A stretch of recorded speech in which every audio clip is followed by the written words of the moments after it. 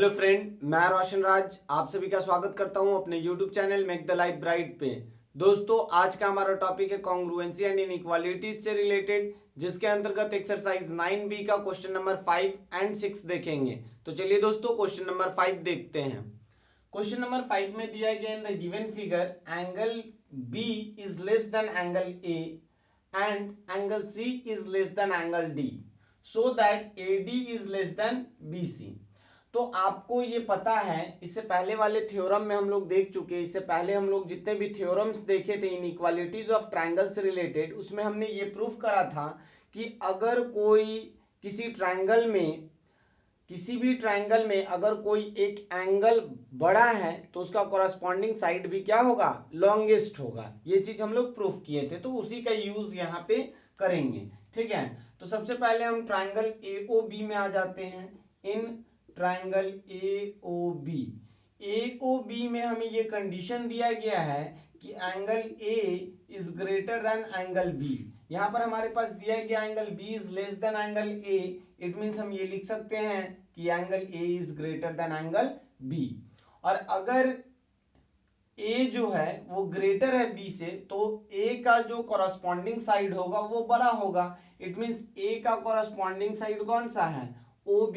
It means हम यहां से लिख सकते हैं therefore OB is greater then, इसका कॉरस्पॉन्डिंग हो जाएगा OA।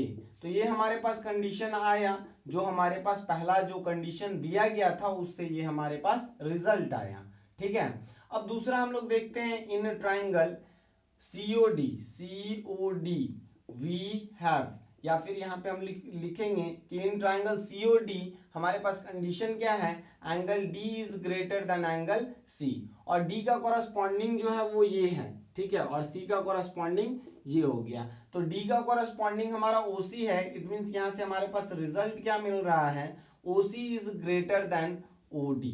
ठीक है, ये हमारा सेकेंड इक्वेशन हो गया। अब क्या करेंगे, adding equation 1 and 2, adding equation 1 and 2, दोनों इक्वेशन को आप ऐड कर दीजिए। ठीक है, तो OB प्लस OC, देखिए तो OB OA से बड़ा है और OC भी OD से बड़ा है, तो इन दोनों का सम जो होगा वो भी ये दोनों के सम से बड़ा होगा। इट मीन्स इस तरीके से आप समझिए 5 इज ग्रेटर देन 3, और दूसरा कंडीशन है हमारे पास 7 इज ग्रेटर देन 5।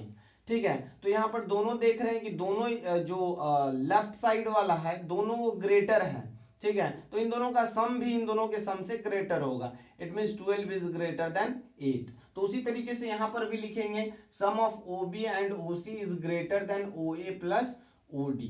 ठीक है ना। अब OB प्लस OC हम क्या लिख सकते हैं, BC लिख सकते हैं, और OA प्लस OD हम क्या लिख सकते हैं, AD। इट मीन्स यहां से हमारे पास रिजल्ट आया BC is greater then AD, जो कि हमें यहां प्रूफ करना था। आई थिंक आपको ये समझ आया होगा। तो चलिए क्वेश्चन नंबर 6 देखते हैं। 6 नंबर में दिया गया AD and CD are respectively the smallest and largest side of a quadrilateral ABCD। तो यहाँ पर ABCD एक क्वाड्रिलेटरल दिया गया है, जिसमें हमारे पास ये कंडीशन दिया गया है कि AB जो है वो स्मॉलेस्ट है, ये जो है स्मॉलेस्ट साइड है, और ये जो है वो लार्जेस्ट साइड है। ठीक है, हमें प्रूफ क्या करना है, angle A is greater then angle C and angle B is greater then angle D। तो हमारे पास दो चीज प्रूफ करना है। पहला तो एंगल A को हमें शो करना है कि एंगल C से बड़ा है, और दूसरा जो है एंगल B को शो करना है कि एंगल D से बड़ा है। तो इस चीज को प्रूफ करने के लिए कंस्ट्रक्शन हमें करना पड़ेगा और AC को मिलाना पड़ेगा। ठीक है, तो बस ये एक हमारे पास काम रहेगा कि AC को आप मिला दीजिए। ठीक है, यहाँ तक आई थिंक आपको ये समझ आ गया होगा। अगर कोई भी चीज अगर हमें प्रूफ करना है तो गिवन वगैरह लिखकर आप यहाँ तक आ सकते हैं। कंस्ट्रक्शन में लिख देंगे मीट A एंड C या फिर ज्वाइन A एंड C। अब यहाँ से हम लोग प्रूफ देखते हैं। ठीक है, तो यहाँ पर हमारे पास अगर बात किया जाए इन ट्राइंगल ABC AC जो है सॉरी AB जो है वो क्या है, शॉर्टेस्ट साइड है। इट मीन्स हम ये लिख सकते हैं कि BC is greater then AB। ठीक है, क्योंकि ABCD क्वाड्रिलेटरल का सबसे छोटा पार्ट है, तो जाहिर सी बात है AB जो होगा वो BC से भी क्या होगा, छोटा होगा।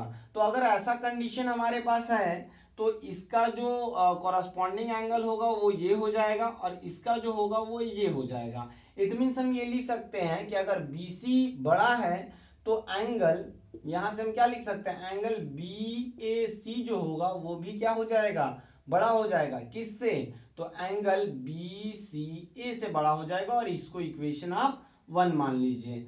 इसी तरीके से हम ट्रायंगल ACD में चलेंगे, ACD, ठीक है। तो हमारे पास ये कंडीशन दिया गया, अगर ये दोनों को हम कंपेयर करें, ये दोनों साइड को, तो CD क्या है, CD बड़ा होगा, CD is greater then AD, because हमारे पास दिया गया है कि इन क्वाड्रिलेटरल ABCD जो CD है वो लॉन्गेस्ट साइड है। तो अगर लॉन्गेस्ट CD दे दिया गया तो जाहिर सी बात है CD सबसे बड़ा है तो AD से भी वो बड़ा ही होगा। तो ये हमारे पास कंडीशन है कि CD जो है इज ग्रेटर देन AD, तो CD का कॉरस्पॉन्डिंग ये हो जाएगा, ठीक है, और AD का जो है कॉरस्पॉन्डिंग ये हो जाएगा, ठीक है। आई थिंक आपको ये मैं इंडिकेट कर दे रहा हूं जिससे आपको एंगल पहचानने में दिक्कत ना हो, ठीक है। तो यहाँ पर अगर CD बड़ा है तो CD का कॉरस्पॉन्डिंग एंगल भी क्या होगा, बड़ा होगा। तो यहां से हम लिख सकते हैं angle CAD is greater then angle ACD, ये हमारा क्या हो जाएगा, सेकंड इक्वेशन हो जाएगा। अब यहां से हम दोनों इक्वेशन को ऐड कर देंगे, एडिंग इक्वेशन 1 एंड 2, दोनों इक्वेशन को अगर ऐड कर देंगे तो जो पिछले क्वेश्चन में हम लोग देखे थे कि अगर दोनों साइड, लेफ्ट साइड दोनों अगर बड़ा है और राइट साइड में दोनों क्या है, छोटा है, तो ये दोनों को अगर ग्रेटर को सम करेंगे तो स्मॉलर के सम से वो बड़ा ही होगा। जैसे कि अगर ये मान ले 5 is greater then 2 and 7 is greater then 5, तो इन दोनों का सम भी इन दोनों के सम से बड़ा ही होगा। तो यहाँ पर हम लिख सकते हैं कि angle BAC plus angle CAD, okay, CAD is greater then angle BCA plus angle ACD, ठीक है। ये दोनों का अगर हम सम करें तो हम क्या लिख सकते हैं, BAC इस एंगल को रिप्रेजेंट कर रहा है, ठीक है, और दूसरा CAD इस एंगल को रिप्रेजेंट कर रहा है। इट मीन्स ये टोटल एंगल फॉर्म करा और इसको हम लिख देंगे एंगल A, ठीक है। दूसरा जो है ये दोनों को अगर सम किए तो हमारे पास आ गया एंगल C। इट मीन्स हम ये प्रूफ कर दिए कि एंगल A जो है that is greater then angle C। अब हमारे पास दूसरा जो क्वेश्चन है, angle B is greater then angle D, तो इसके लिए हमें ये दोनों को मिलाना होगा, ठीक है। It means B and D को मिलाना पड़ेगा और इन सेम वे आप ये चीज भी प्रूफ कर सकते हैं। तो आप अगर प्रूफ करें तब भी ठीक है, या फिर आप लिख दीजिए similarly angle B is also greater than angle D, because जो प्रोसेस है, देखिए सिमिलरली का यूज, सिमिलरली लिख कर और हम डायरेक्टली किस जगह पे लिख सकते हैं, जहां पर प्रोसेस जो हो प्रूफ करने का वो सेम हो।